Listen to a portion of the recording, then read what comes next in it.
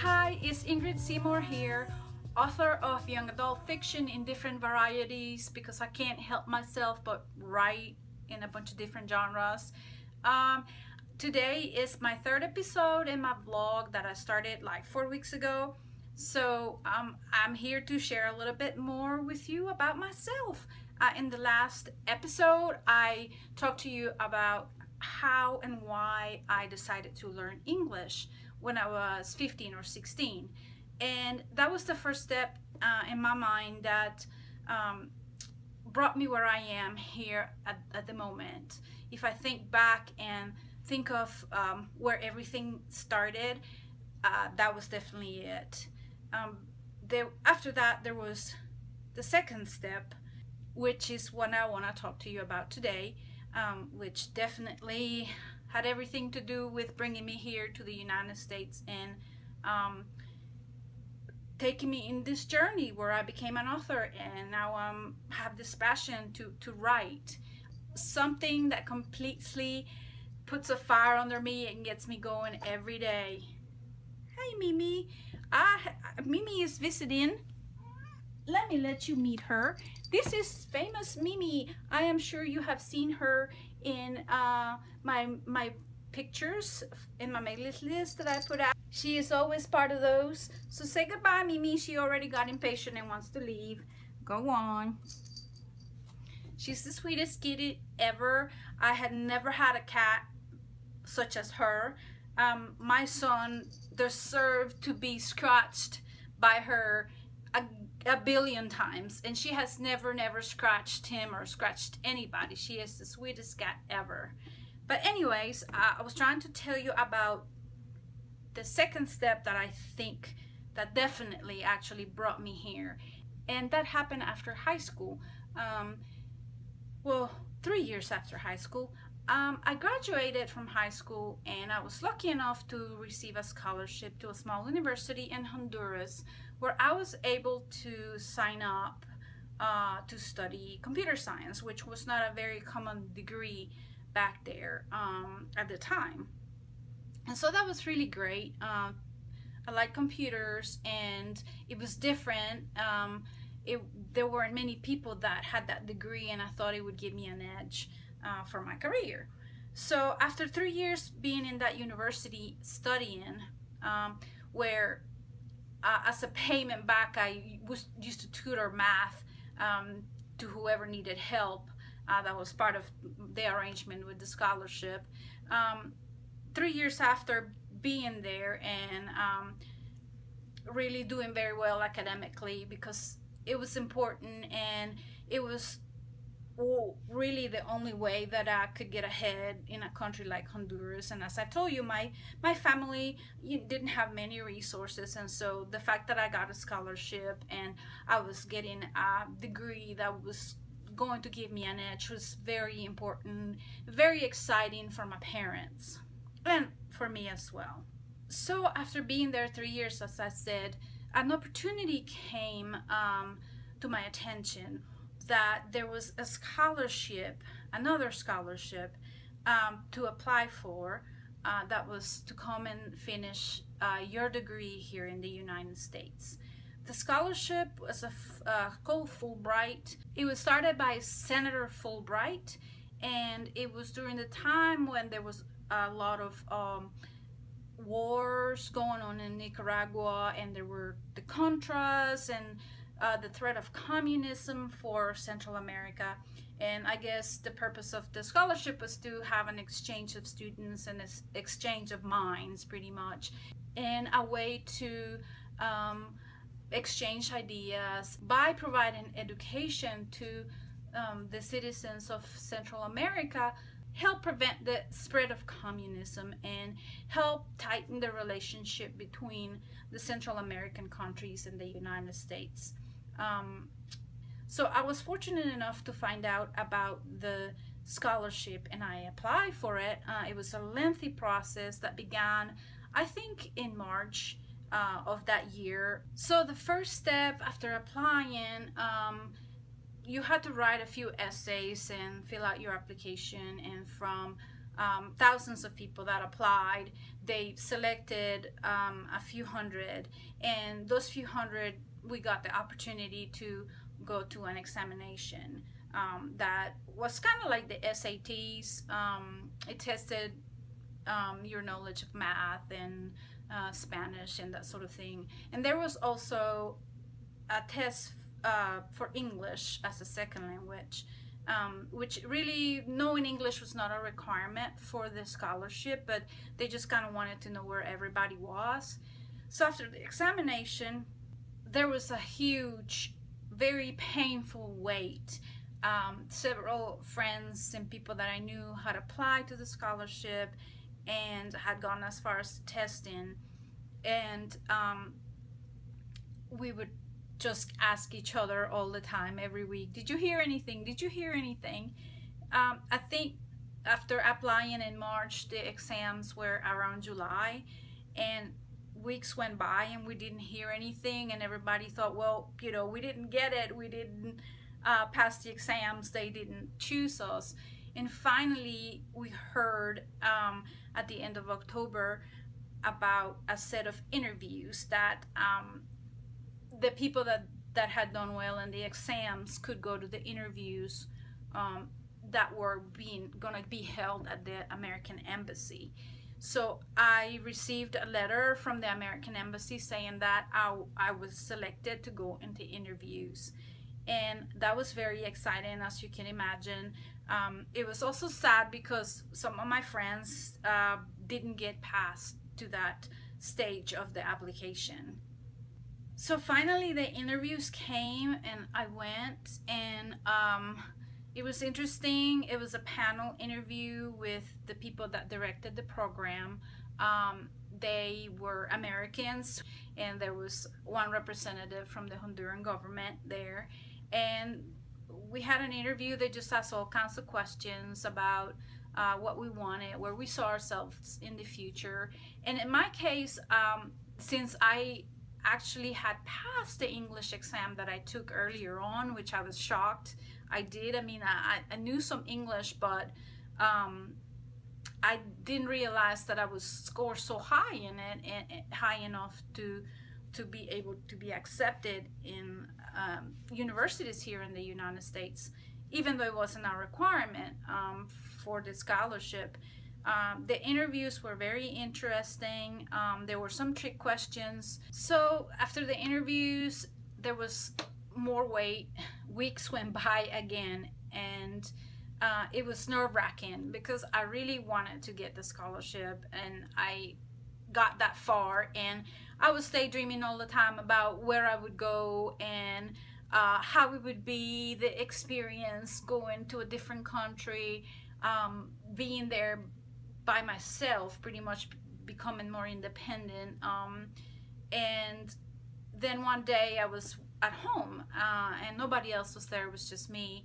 I had not gone yet to class, and my parents were at work, and the phone rang, and I picked it up, and it was the American Embassy, the Honduran representative, and she had the news for me that I had gotten selected for the scholarship.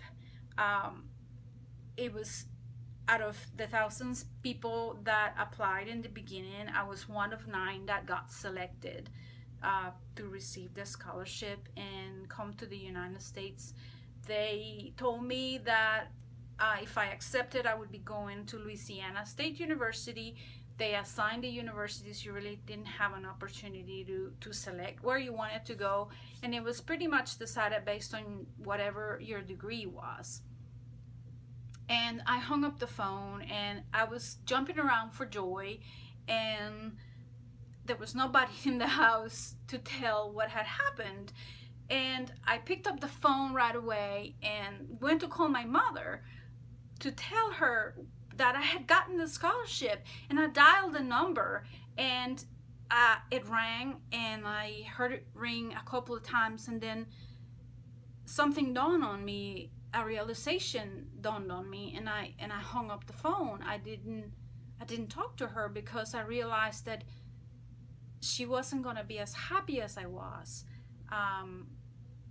I'm an only child, so I would be leaving, and she and my dad would, um, be left by themselves. So I packed my stuff and went to class that day, and I had a lot of different thoughts, mixed feelings. I had been so excited and so eager to receive the scholarship, and then when it finally hit me that I had gotten it, I felt sad for my parents, because I would be gone and they would be left by themselves. So I went to school and told my friends, and that was exciting. And then I got back home that night, and my parents were both at home then, and I told them, and there was absolute silence when I told them I had gotten the scholarship, and they looked at me, and I guess they were in a way surprised, but not so surprised. They thought I would get it.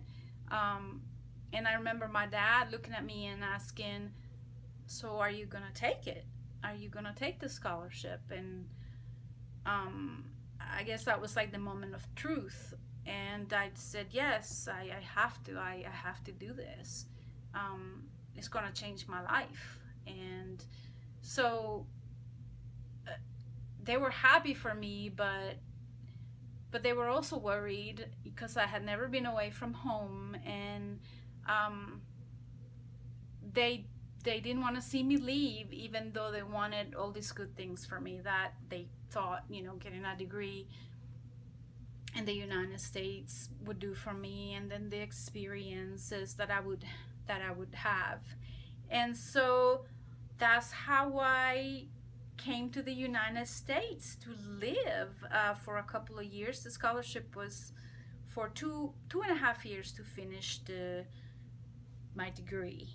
And so that is step number 2 of my story of how I came to be here and how I came to be in the United States, and slowly how each step drove me to be an author and to be writing books in English. So this story is to be continued. So writing wise, how are things going? Well, this past couple of weeks, things are going a lot better for my project Weaver. I am actually back to writing at a better pace, and I'm going to be posting updates. I posted my first update on Twitter of my word count for the project, and I think it was on Wednesday, and I had 37,000 words, and today I have 42,000 words, which I'm very excited. I'm aiming for 70,000 words for my first draft. I always do that. My first drafts are very scant, and I just try to focus on the plot and moving things along. And later on, I don't worry too much about description and all of that.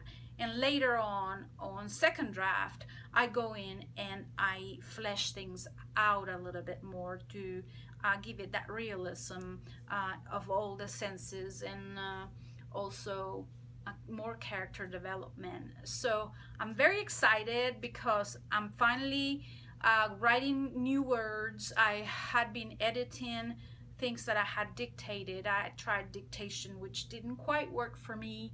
It was very disappointing. I wanted dictation to work. I really did.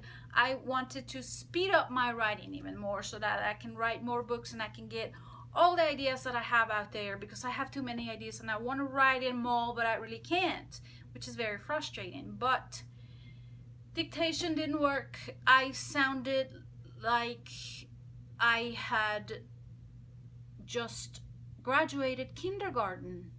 My sentences sounded like I didn't know what I was talking about. I don't know why. It was very bizarre.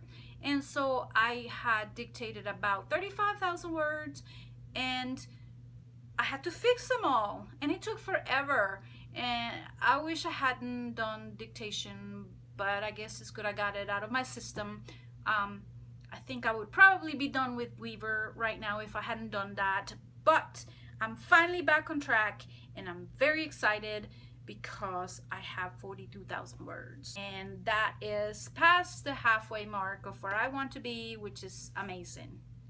As far as reading goes, I finally finished Morning Star. Finally, I finished it yesterday. 18 CDs. The ending was epic. There was something that bothered me a little bit, which it might bother you if you read this series.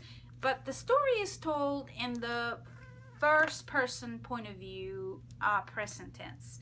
And there are parts in the story, I'm not gonna tell you where or which parts because I don't want any spoilers, but where the narrator literally just lies for the benefit of surprising the reader later, which it's really bizarre in first person, because as first person, you know exactly what's going on through your head. So if you lie to yourself to lie to the readers, but you know it is a lie, but you still act like it's true, yeah, that makes no sense. But in spite of that, I enjoyed the story. It was epic. The battles are amazing. The twists are amazing in spite of that little problem with the point of view. So I highly recommend this series. I think anybody who enjoys sci-fi and young adult will enjoy this. To replace that audiobook, I picked up the last book on this series. This one is called The Bitter Kingdom and is by Ray Carson. The first book is The Girl of Fire and Thorns, and the second one is The Crown of Embers. And so this is the third. It's a fantasy, and it's about a girl who is a princess and marries into this other kingdom, and ends up becoming the queen. But her kingdom is under threat, and she has been chosen by God through a God stone that lives in her body and gives her certain powers. And these powers allow her to defend her land and perform God's will. So it's a good series. It's slower than the one I read previously, but it's very good. The world is very interesting, which is what I enjoy about it. I am also reading something that is not at all young adult, and it's called The Man Who Invented Florida by Randy Wayne White. I am reading this for my friend who is also a writer and writes in this genre, and I want to understand his genre so that I can help him out when I read his work. So even though this is way outside my comfort zone and I'm kind of having trouble remembering to pick up the book and continue reading, I am doing it for him. And so far it's a good story. I don't know, I guess I'm used to YA, and that's why I'm having a little resistance to it, but I know I'll get through it. As far as stacking my shelves for this time, I got the next book in the Throne of Glass series, which is Tower of Dawn. So I'm very excited. I still have to read Empire of Storms in this, and there's gonna be another book next year, so I'm still not done with this series, but it's an amazing series, so it's worth it. And I bought this cute notebook. I love notebooks. I don't know if I'm the only crazy person who goes bananas over notebooks and office supplies like markers and highlighters and pretty pens, but I love using these ones for brainstorming and working on my plots for my novels. So I'm always excited when I find a cute notebook. And I also have another cute t-shirt to share with you. This one has a bunny on it, and he's reading a book, and he is kind of a nerd. He's got glasses on, and it says at the bottom, I don't know if you can see it, it says, "Books are like people except interesting." I don't really agree with the bunny. Well, maybe sometimes, but not most of the time. I know some pretty interesting people, including some of my readers, which I want to say hello to some of them personally after the storms in Florida and Houston. Some of them have been going through a rough time trying to stay safe. And I was very excited to hear from some of my readers that were in those areas, to know that they were okay, and that other than maybe losing power or having to leave home for a little bit, everything was okay. So that is very good. I'm happy for everyone, and for all of those who did have any damage or any problems. My thoughts are with you. I hope that everything gets back to normal very quickly for y'all. Hello, as you can probably guess, today is a different day because last night I ran out of space in my phone and I was talking into thin air and realized it until I finished the video. That was unfortunate, but this morning I cleared up some space and here I am to finish the video. And the last thing I had to tell you was that to take an opportunity, if you can, to enter the monthly giveaway. I apologize for the noises. Everyone is up, and there goes my son with Mimi. And hi, Mimi. And bye. But anyways, go down to the bottom and go to Facebook and let us know what you're reading and why you love that book so much or not, or tell us about the book you read last. Either way.